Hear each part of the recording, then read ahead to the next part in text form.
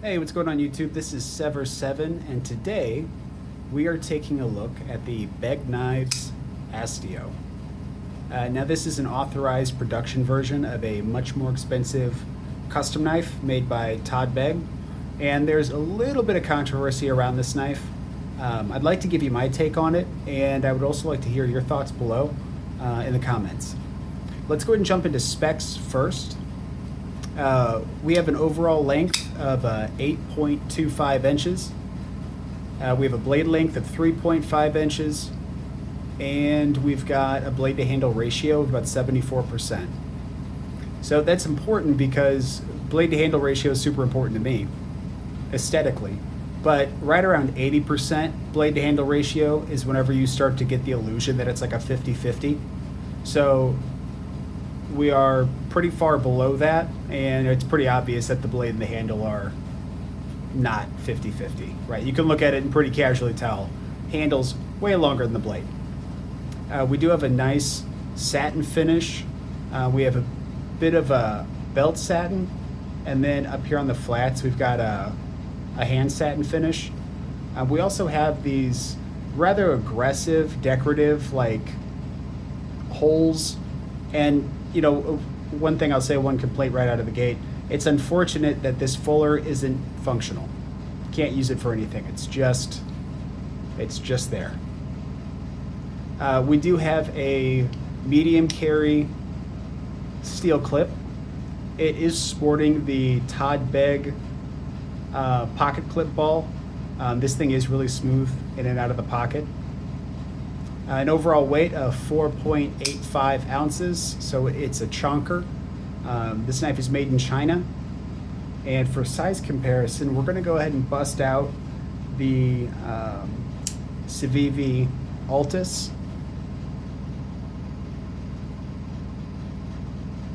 Let's go ahead and scoot that up a little bit. So quite a bit bigger. We're also going to go ahead and bust out the SevrSevn.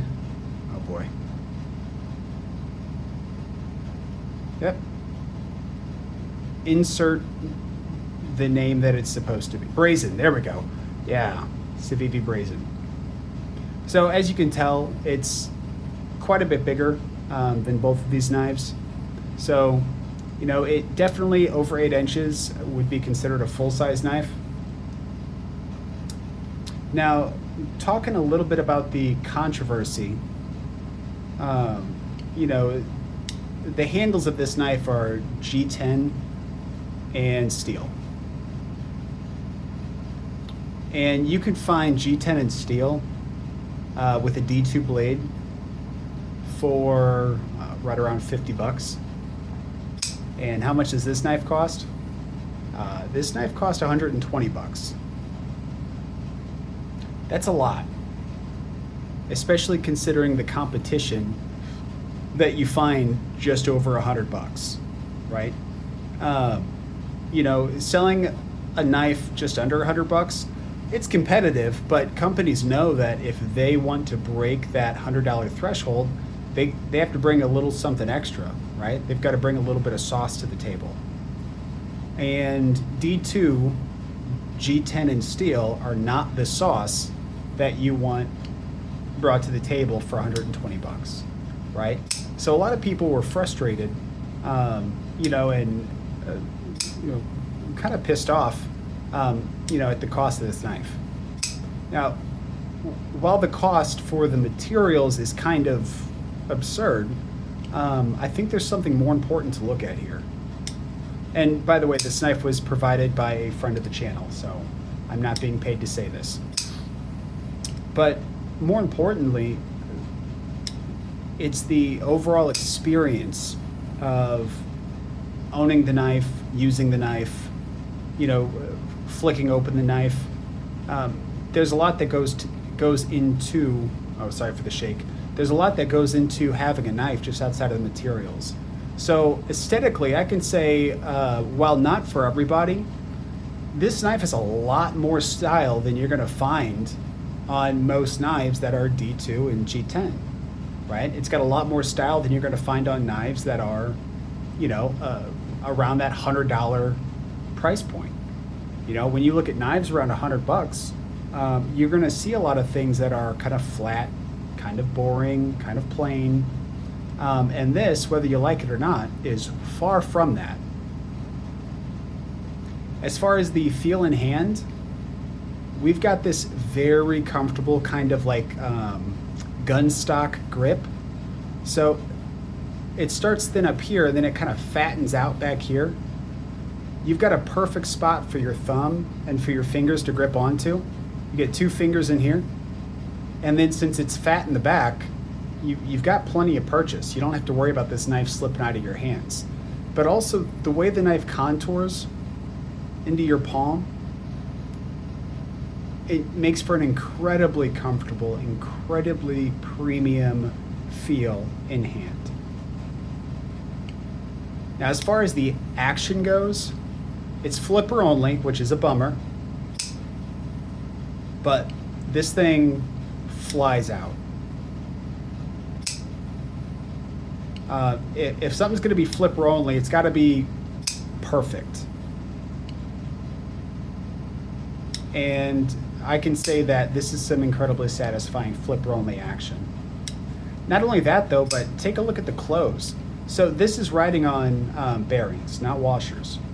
But despite its price point, you're still getting a very controlled, a very even, steady close, right? I mean, you can get any button lock that'll be drop shutty, right? Any knife can be drop shutty. But to have this level of action and this level of control on a $120 knife is absolutely fantastic. The opening and closing action feel much more premium than, you know, the materials would suggest. Now we have the lock bar access. If you take a look at the, sorry for the shake. If you take a look, it looks like this is gonna bite the crap out of you, right? It looks like if you disengage, you're gonna pull back, missing your thumb, right? It looks incredibly aggressive. However, they do have these rounded off, and you have this flat little landing spot, which makes for actually quite a comfortable disengagement. To the point to where you could actively fidget with this all day long and not have an issue. And fidgeting's one of my number one priorities in a knife. So if there was any sort of discomfort, any sort of irritation, I wouldn't even review it. I'd be like, nope, this thing sucks, and throw it away. But it's got such a comfortable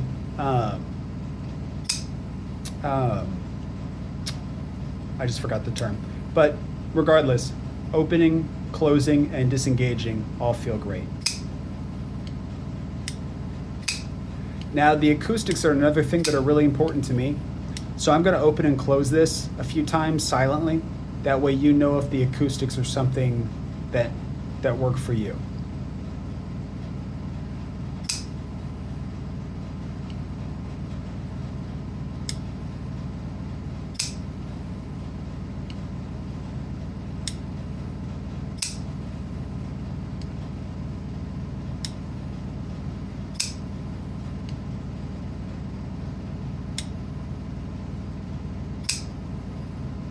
Now, we already talked about the cost a little bit. This thing comes in at right at, $120. And why is it that price? Well, the materials alone get it up to about 50 or 60 bucks, right? And this isn't going to be a solid justification for everybody. But, what's making up that difference up to $120 is the overall experience of use, right? The fact that, it's got what I consider to be awesome styling, right? That's totally subjective, but, it's got a ton of style. It's incredibly comfortable in hand. I mean, yeah, this is G10, but I mean, you're talking contoured G10, right? Comfortable, all-day use. I mean, virtually no hot spots. I mean, even if I'm white knuckling it, I mean, yeah, I could hard grip this for quite a while and be perfectly fine. The only kind of hot spot is right here, but even then, it's only kind of a hot spot, and that's only if you're white knuckling it for a long period of time. Otherwise, this thing's perfectly comfortable for all day use. It's fidgety, and it's a reproduction of a much more expensive custom knife, right? So, is this knife recommendable? Well, not to everybody.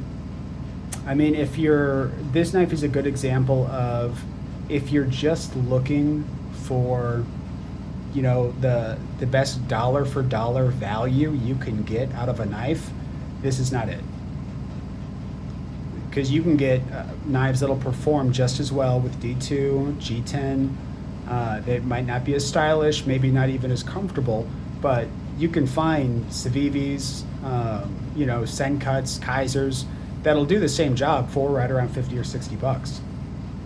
But if you really like the way this knife looks and you prioritize, not only aesthetics, but you also enjoy the acoustics and the action, like if this knife is speaking to you, then I can absolutely recommend it, right? So like this knife, I'm a big fan of it because I like the way it feels, because I like the aesthetics, because I like the acoustics and the action.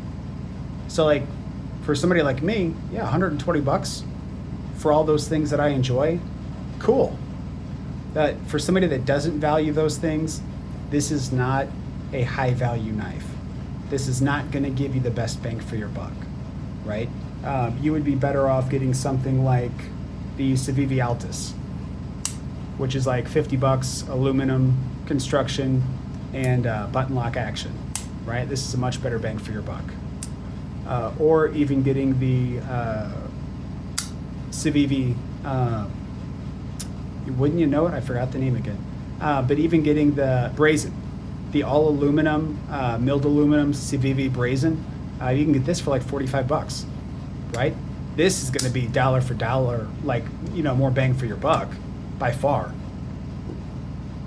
This one's going to be, if you're looking to spend less than 150 bucks and you like the aggressive styling, then this knife is going to be recommendable. That's really about it, though. Take a look at my socials down below. To Instagram, I will link this knife wherever available. It is not an affiliate link. And like, subscribe, and have an absolutely amazing rest of your day. Thanks for watching. Bye.